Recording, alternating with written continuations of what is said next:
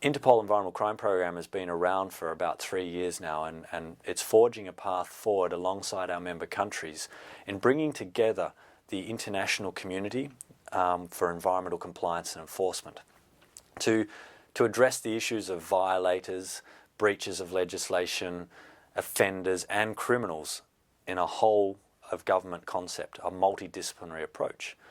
One of the issues that we've seen over the last 3 years in the Interpol Environmental Crime Program is the scaling of priority within a country. How does a country identify its priorities from a national security perspective? Some of the elements are political security, the drivers behind national security, political security, economic security, community and social security. We believe that there is a fourth crucial element, and that is environmental security, because without the environment, without the natural resources, the environment we require, such as the air and the water and the biodiversity, the ecosystem, then we don't have an environment for us to be able to live as a species and humanity, to be able to ensure that we have political stability and security and economic.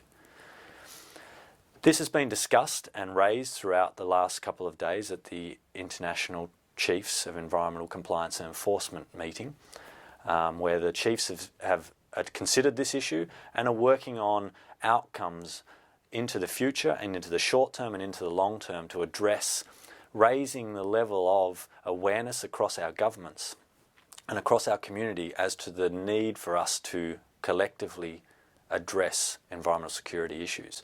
These issues relate to communicating internationally for investigative requests and operational activities that are vital for compliance enforcement responses in any field. It's information exchange and intelligence exchange, just mainstream communication across agencies within one country in a multidisciplinary manner, or countries communicating trilaterally, bilaterally, regionally in a secure and mandated approach. Then we have networks, to have effective networks. Now, this is a term that can be easily said, but it's more difficult to put it into practice. How do you ensure that a network is effective? And that requires constant assessment, evolutional change and flexibility of a network. And it's not just one network fits all. There are other networks out there that are required for us as government agencies and government representatives to communicate, to ensure that our citizens in our country, in our region and the international community itself is protected and ensures that their security as individuals is maintained. The fourth last element on this occasion is the capacity building issues. We have a various range of levels of capacity, ranging from administrative capacity or human resource capacities or organisational capacities, department capacities to be able to respond to issues relating to environmental compliance and enforcement.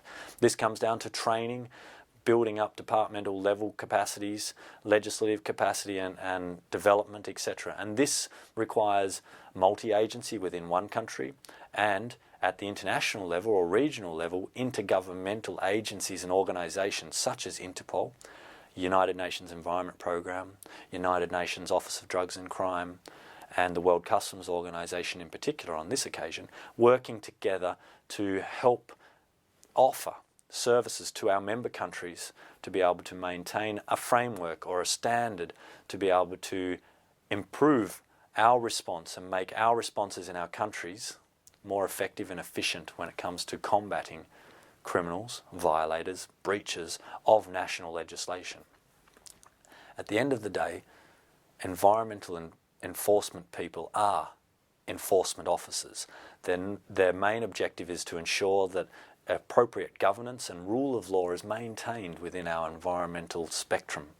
It's not about ensuring conservation, however that is an outcome and that is an extremely vital outcome, but we must stay true to our mission, which is about ensuring appropriate governance and rule of law, which will feed into maintaining our political stability, our economic stability, and our social and community stability, but most of all, environmental security.